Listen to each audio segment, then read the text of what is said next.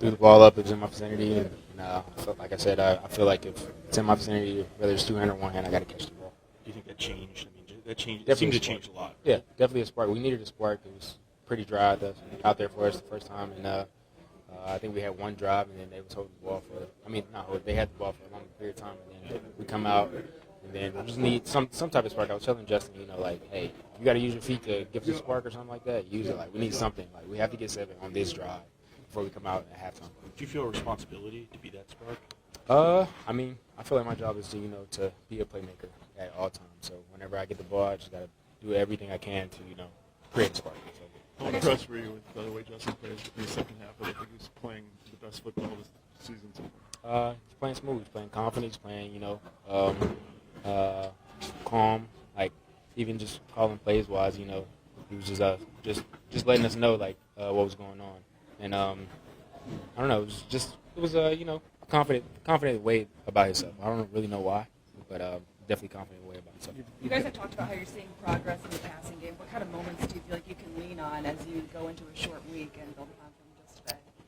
I think just overall team-wise, just frustration and anger off of losing.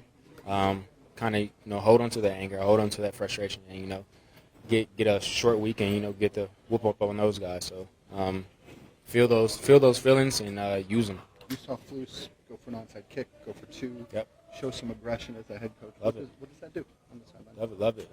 Love how his confidence in us, how he trusts us, and just love his aggressiveness. And I appreciate it as a player for sure.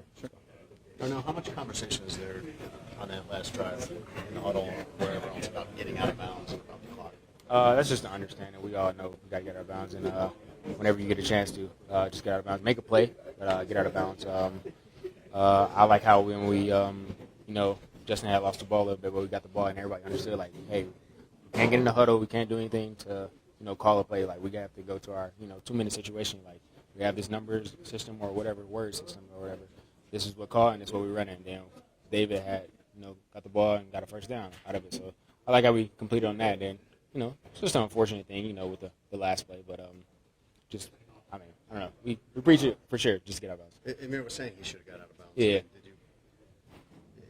You seem to think like everyone was on the same page about that. Yeah, for sure. I mean, with him, he made a play. Like, he got the dude off of him, not knowing where he is. So he's like, oh, I make one dude miss, I can make another dude miss.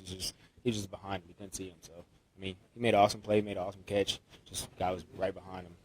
It's just a tough one. Other positives that you can take out of this one, even with the loss the weekend, kind of get the offense going, and you were able to rally. One more time. Just other positives you can take out of this one, at least offensively, the way you guys were able to get things going and rally, even though it came up short. Yeah. I mean, we moved the ball, well. I think the first series I didn't like just off the first play of the game. That's just not cool. But other than that, I feel like we was playing smooth, playing smart, having good drives. Just got to punch it in. We had better time scoring points this week than we did last week, for sure. How'd that happen, by the way? How'd you guys get a delayed game? I have no idea.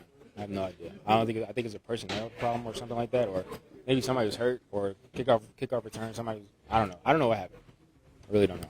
And in that first series, what was kind of was it miscommunication or what on that throw to your end zone? You talking about the first play? Yeah. No. You were in the end zone. Incomplete. You were in the left side of the end zone. Yeah. You were open. I think you went inside or something. Yeah, the throw went outside a little bit. And Harrison was guarding me? I don't remember exactly what was I going don't remember. It's okay. Oh, on the left side when I tried to turn. Drive. Oh, okay, yeah. Yeah, it was like that was the same play that I ran with the catch. It was just with the end zone. We were closer to the end zone, so I'm used to just getting on the guy's toes and just winning, and then expecting the ball up in the air. And we just kind of spoke over just to how they were playing with Harrison. He was kind of being sneaky, so just make sure I get a little bit of water so Harrison can't break it up, and kind of complete it on the next one. So, like I said, we just got to do what we do and play our game the way we play it, and everything else will take care of itself. I feel like we kind of got off track with that a little bit. Then second half, we got back on track, and I mean, we didn't come up with the win, but we kind of contained it. What about that Kindle's interception there? And it was kind of like it was on those boots that they kept running. Yeah, that was What did you nice. see there? That was nice, man. That was nice. That was a great play by Kendall. Great read. We like I said, they hit us a few times on the boot, so for him to go make that type of play and give us back that momentum and change the game, that was a huge play. I'm happy for him. His first career interception. So, happy for him. Happy to, it just hurts. It sucks when you come up short. Making plays like that, you can't really enjoy it as much as you would with a win. So, just got to get back to the, square one, the learning block, and, get everything rolling again. Eddie, how much did you guys miss Jalen? You talk about Justin Jefferson's big game, not having your top corner up.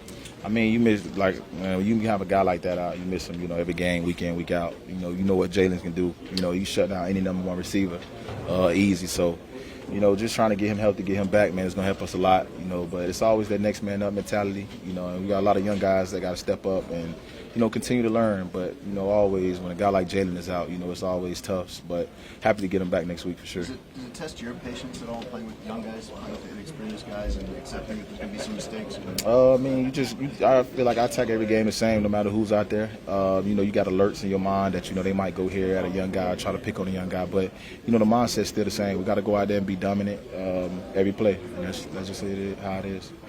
I was getting speed sweep, and so I just had to make sure I cleared the defensive end. So I got around the corner, and Demo had my block, and so just reading Demo block on Patrick Peterson.